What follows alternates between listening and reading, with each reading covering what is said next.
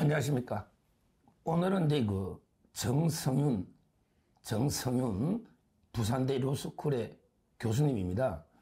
이분은 이제 서울대 법대를 졸업하고 사법고시 연수원은 25기입니다. 25기.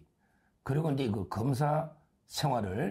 검사를 하다가 그 다음에 부산대에서 지금 20년 넘게 헌법하고 행정법을 가르치고 있습니다. 그리고 이제 최근에 윤석열 대통령 인수위에서 정무사법분과 총괄 간사를 하고, 그 다음에 최근까지 국민권익위원회 부위원장을 하다가 이번에 다시 대학에 복귀해서 이번에 부산시 보궐 교육감 선거 자유우파 보수 후보로 많이 거론되고 있는 이런 데 훌륭한 분입니다.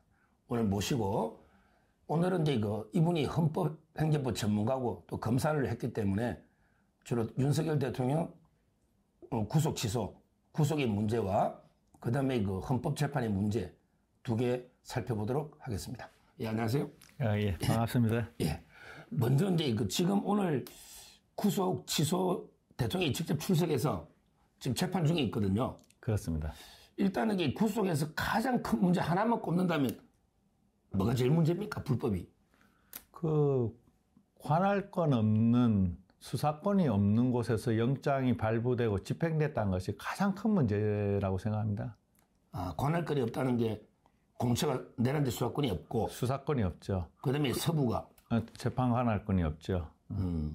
그러면 예를 들어 이제 공처는 오동훈 처장요. 그렇습니다. 그거는 이제 직권 남용의 수사권이 있으니까 관련 사건은 있다고 주장하는데, 근데 또 직권 남용 소추 특권 때문에 기소도 못했잖아요. 그렇습니다. 이게 오동훈이가 왜 이렇게 무리하게 할까요? 좀 아십니까? 저는 오동훈에 대해서 전혀 모릅니다. 근데 관련 사건이라는 것은 원래 큰 범죄를 수사하다 보면은 발견되는 관련 사건을 관련 사건이라 하지, 내란죄가 본질적인 사건인데, 예. 직권 남용죄가 마치 본질적인 사건인 것처럼 호도하는 거죠. 앞뒤가 뒤바뀌었습니다. 그러니까요.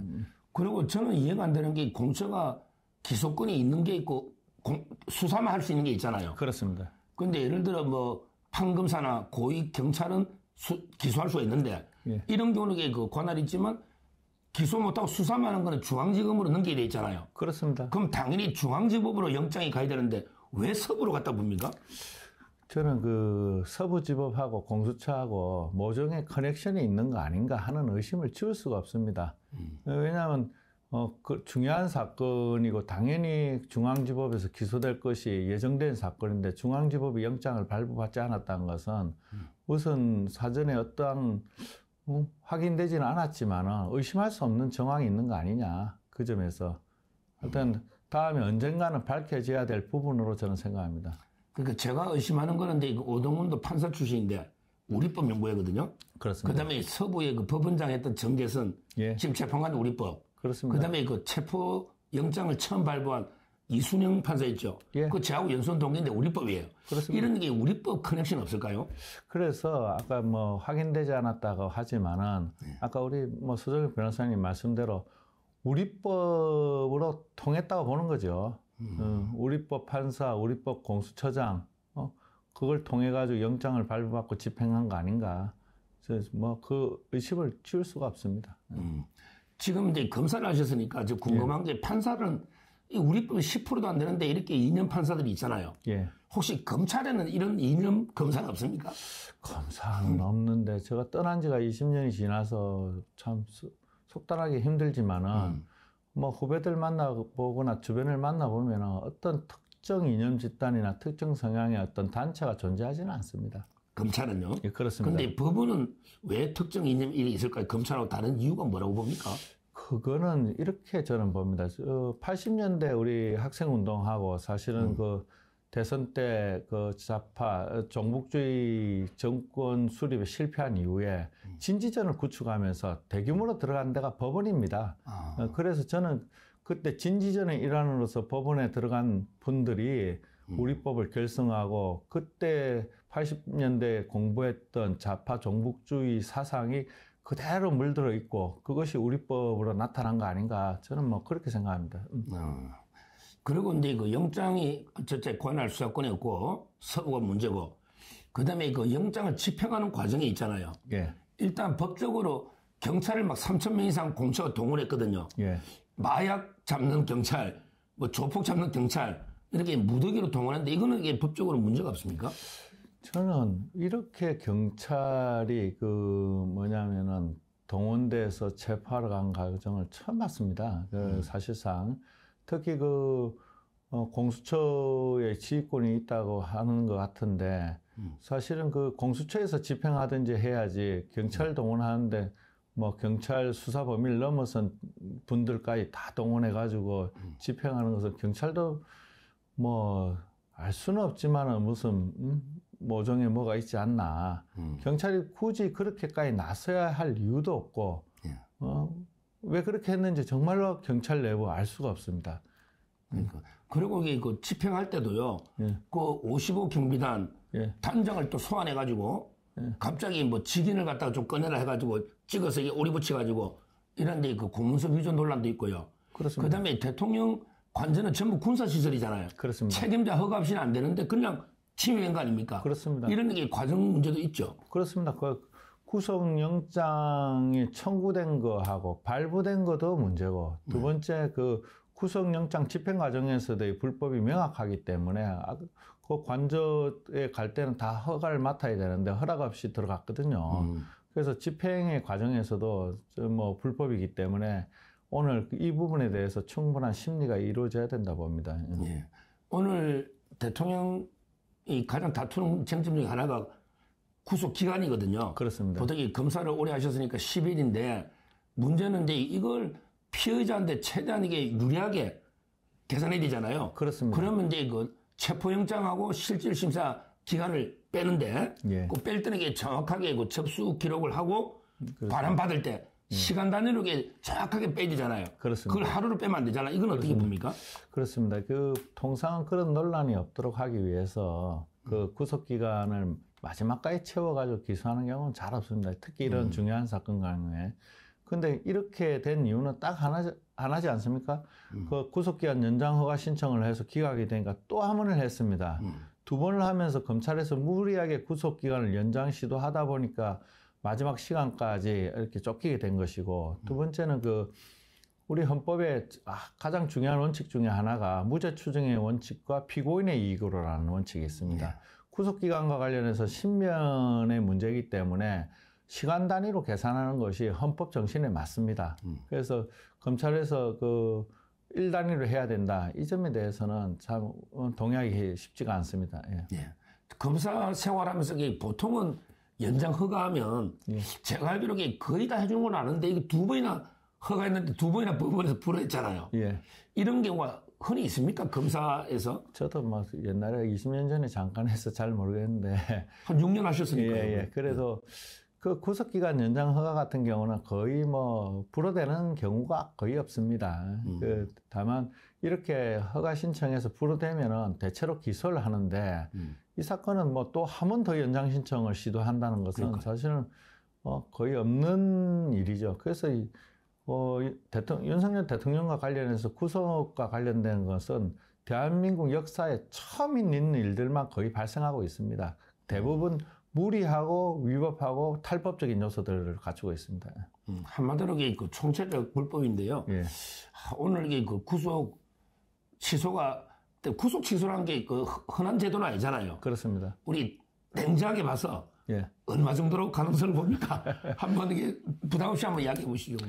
그 사실 뭐 개인 생각에 검사 때도 이제 이런 그 검사도 구속 취소를 할 수 있고 법원에서도 구속 취소를 할 수 있습니다. 구속 취소의 경우에는 그 판검사가 스스로 판단하는 거죠.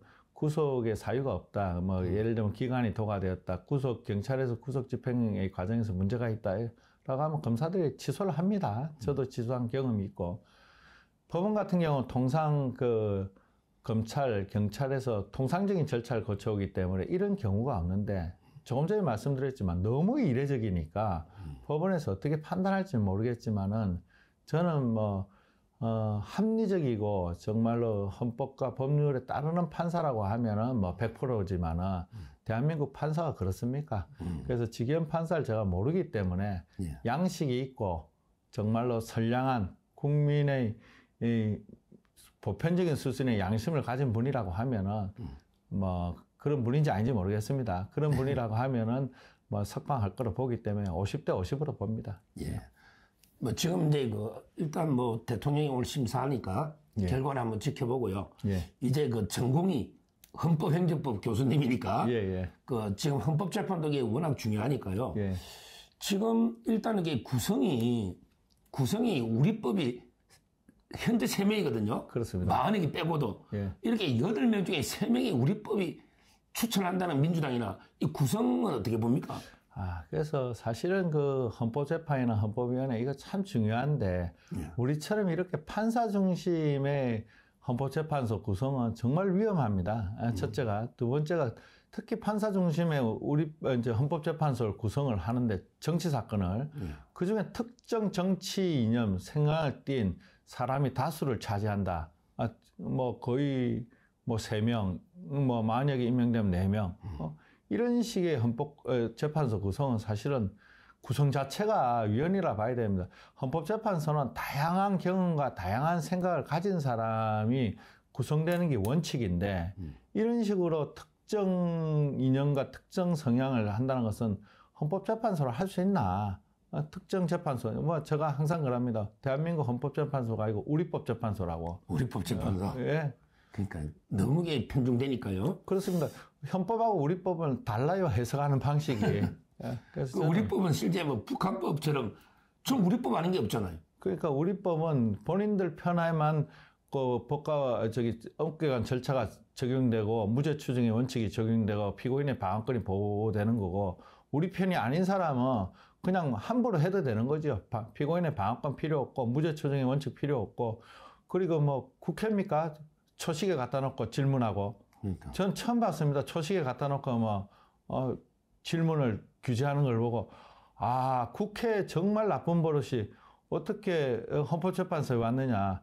법관의 가장 중요한 의무는 듣는 겁니다. 충분히 억울한 점을 충분히 들어주는 것이 판사의 역할이고 충분히 들은 이후에 판단하는 것이 판사입니다. 지금처럼 판사가 정치인처럼 하는 걸 보고 이게 재판인가 아니면 뭐 국회처럼 정치인가 모르겠습니다. 지금 저도 이제 그 초식의 이야기 나왔으니까 일단 하루에 정의를 막 4명씩 시간을 딱딱 재놨고요. 예. 그리고 이게 원래 국회 측은 주신문에 하는 거는 조서가 있으니까 예. 그 반대 신문 하려면 이게 힘든데 시간도 똑같이 배분해도 저는 불공정하다고 보고 있고요. 더 가장 심각한 문제가 대통령이 당사자가 뭐 한 2-3개 물어볼 수 있잖아요. 그렇습니다. 이재명이도 허가받아 다 정의 물어보잖아요. 그렇습니다. 제가 형소법 163조에 보면 피고인이 그 정의신문에 참여할 수 있다. 그렇습니다. 이런데 법인데 대통령 질문도 못하게 하는데 이걸 어떻게 봅니까? 아니 그 사건과 관련된 진실을 가장 잘 아는 사람이 피고인입니다. 변호사는 조력을 하는 분이고요. 그러다가 하다 보면은 변호사가 놓치는 부분이 있기 때문에 피고인이 직접 신문을 해야지 실체적 진실이 밝혀지기 때문에 당연히 헌법상 법률상 보장된 권리인데 그것을 다른 데도 아니고 헌법재판소가 그런 식으로 제안을 한다는 것에 대해서 정말 경악을 금치 못합니다. 있을 수가 없는 일이죠. 대통령조차도 이렇게 제안되는데 일반 국민들 뭐 허가하겠습니까? 그러니까. 그리고 이게 저는 가장 또 문제가요. 처음에 국회 탄핵 소추할 때는 형법에 내란 있잖아요. 그렇습니다. 내란이 거의 대부분 70-80% 있는데 예. 갑자기 헌재에서 내란을 빼버린단 말이에요. 예. 그리고 헌법위원만 다투겠다. 예. 이러면 이게 내란을 빼버리면 이게 완전히 사안이 달라지잖아요. 그렇습니다. 그래서 다시 국회에 결해야 된다는 견해도 있고 뭐 또 내란을 빼니까 이게 뭐 짜장면을 시키는데 다 무죄 맞다. 전한길 교수는 예. 이렇게 하는 분도 있는데 지금 이게 내란제를 국회 통과될 때는 다였다가 예. 이번에 빼버리 이거는 법적으로 문제 없습니다.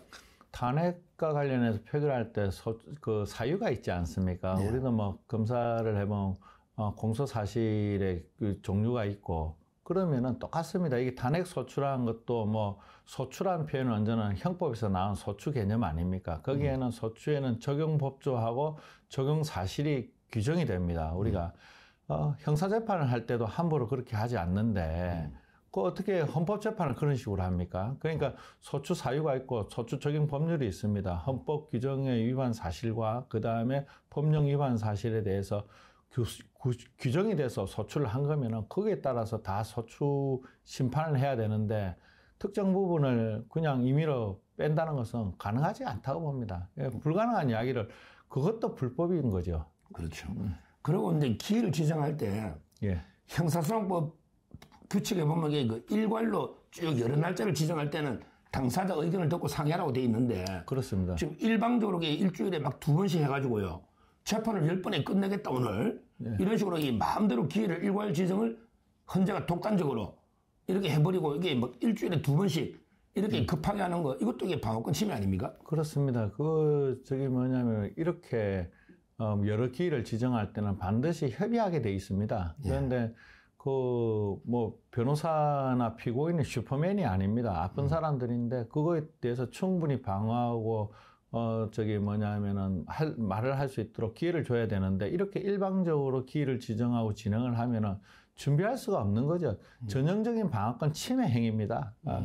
그래서 이런 행위 자체가 위헌이다. 위헌적 재판 진행이다.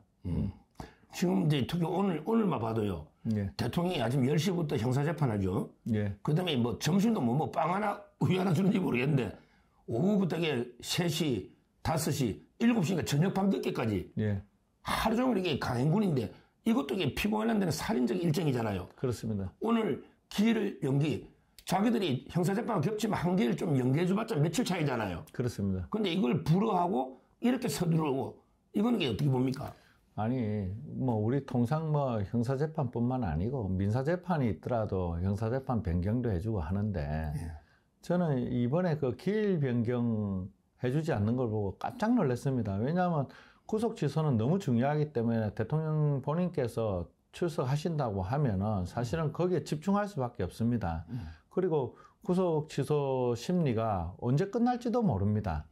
그런데 그 다음 후속으로 헌법재판을 하겠다. 이동거리도 있고 준비도 해야 되는데 그 말은 헌법재판을 방어권을 헌법재판을 못하게 하는 사실상의 조치죠. 전형적으로 그 재판 방해입니다. 판사가 재판 방해하는 것을 처음 봤습니다.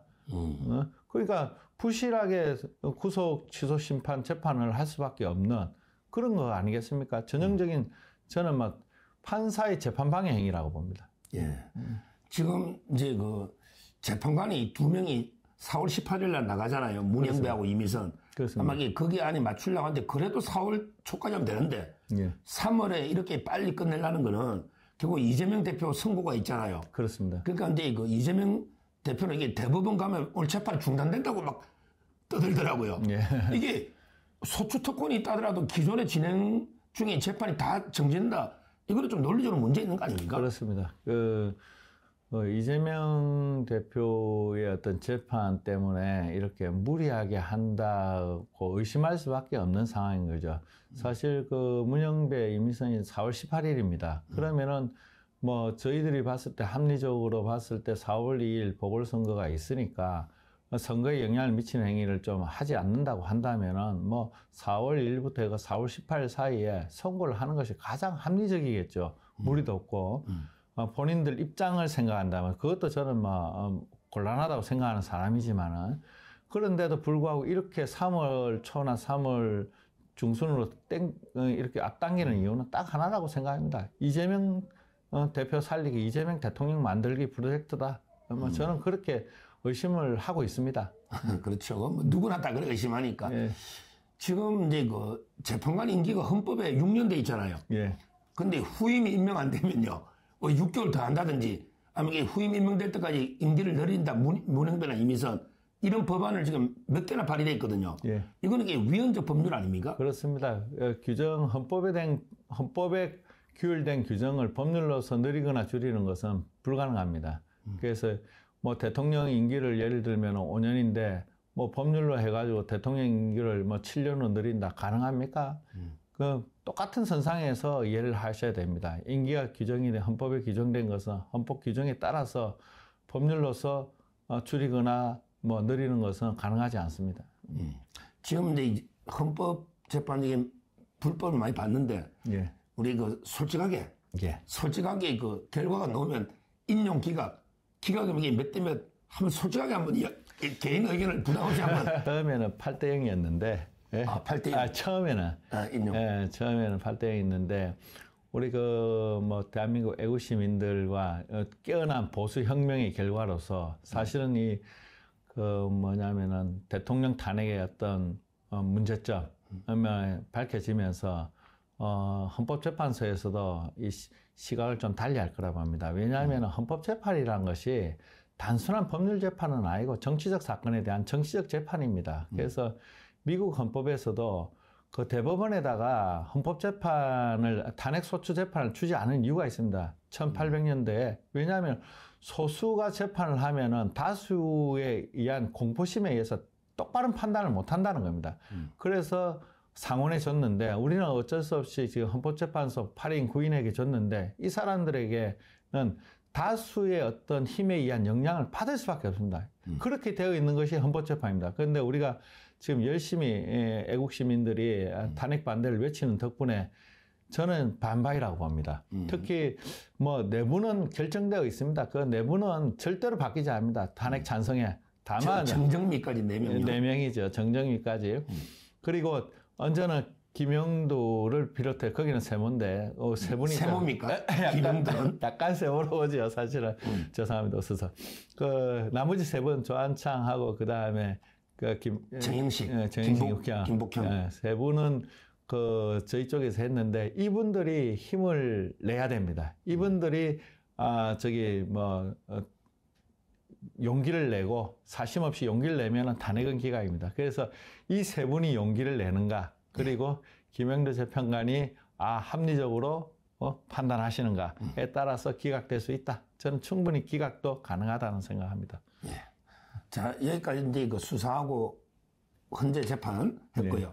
네. 이제 마지막 교육감에 대해서 지금 갑자기 이제 요즘 막 우파 후보 교육감은 많이 거론되더라고요. 지금 출마 선언을 했습니까? 출마 선언 이번 주 월요일 날 했습니다. 예. 월요일 날. 이번에 그 출마 하긴 계기는 이게 어떻습니까? 출마 계기는 여러 있지만은 사실은 우파 시민단체나 우파의 좀 지지자분들께서 이번 선거에 좀 나가서 좌파 교육으로 넘어가는 것도 곤란하고 더 나아가서 교육감 선거가 굉장히 중요합니다. 탄핵 정국이라든지 앞으로 대선 측면에서 중요하기 때문에 좀 더 분명하게 이 탄핵 반대라든지 보수 정권 재창출을 위해서 왜냐하면 교육감 선거는 당이 관여하지 않는다고 하지만은 좌우 대립이 아주 첨예한 선거입니다. 그래서 그런 측면에서 저보고 나가달라고 요청한 분이 상당히 많이 계셨습니다. 그래서 고민하다가 늦게 출마를 하게 된 겁니다. 예. 지금 좌파 쪽에 김석준하고 차정인이죠? 부산대 그 총장 했던 분이잖아요. 그렇습니다. 같은 대학에 있는데 차정인 후보가 조국 표가 아쉬운지 조민희한테 죄송하다 사과를 한데 이거 부끄러운 일 아닙니까? 저도 언제는 같이 부산대에서 차정인 교수님하고 방도 바로 옆방입니다. 둘이서 나란히 있고 차정인 교수님은 후보님은 형사법을 하고 저는 헌법, 행정법, 공법을 하게 되는 당담하고 있는데 재직 기간도 거의 유사합니다. 그런데 이제 굉장히 조민과 관련해서 다르게 보는 입장이 저는 이 조민의 입학으로 인해서 부산대 위상이 엄청나게 떨어졌습니다. 그리고 부산대학교 병원의 위상도 굉장히 조롱을 받고 있고 대학 입장에서 구성원 입장에서도 굉장히 가슴 아픈 사건인데 더 나아가서 교육감 출마하시는 분이 가장 중요한 게 입시의 공정입니다. 과연 되묻고 싶습니다. 그런 식으로 편법으로 입학을 해도 되는 건지 그게 과연 공정한 건지 우리 교육에서 가장 중요한 게 뭡니까? 사실은 공정 아닙니까? 공정. 그리고 교육에서 기획운동을 줘야 되는데 조민의 행위가 과연 기획운동한 행위고 공정한 행위인지에 대해서 정말 저는 되묻고 싶습니다. 표의 확장을 위해서 그렇게 하셨는지 어떤 경위를 하셨는지 모르겠지만은 그리고 조민 입학 취소 과정도 정말로 답답했습니다. 통상의 사건은 대법원 확정되기 전에 이미 다 경찰 기소만 돼도 입학 취소하고 징계하고 다 처리하는데 이 사건은 대법원까지 가가지고 확정되고 나서 비로소 취소했습니다. 정말 어떻게 보면 부끄러운다고 저는 생각하는데 오히려 취소가 미안하다 하니 참 뭐라고 해야 될지 참 예, 참 답답합니다. 예. 그러니까 저도 이게 부끄럽게 생각하고요. 우리 항상 서울이나 이렇게 보면 우리 우파 쪽이요. 예. 분열대가 전개 많아요. 예. 좌파는 이게 정교조나 단일 후보 많이 나오잖아요. 예, 그렇습니다. 이번에는 이게 확실하게 우파 쪽이 단일화돼서 이길 수 있습니까? 단일화 됩니까? 저는 뭐 이번에는 된다고 봅니다. 왜 되냐면은 후보들이 뭐 원해서 되는 게 아니고 원래 그런 단일화의 힘이란 것은 유권자의 힘입니다.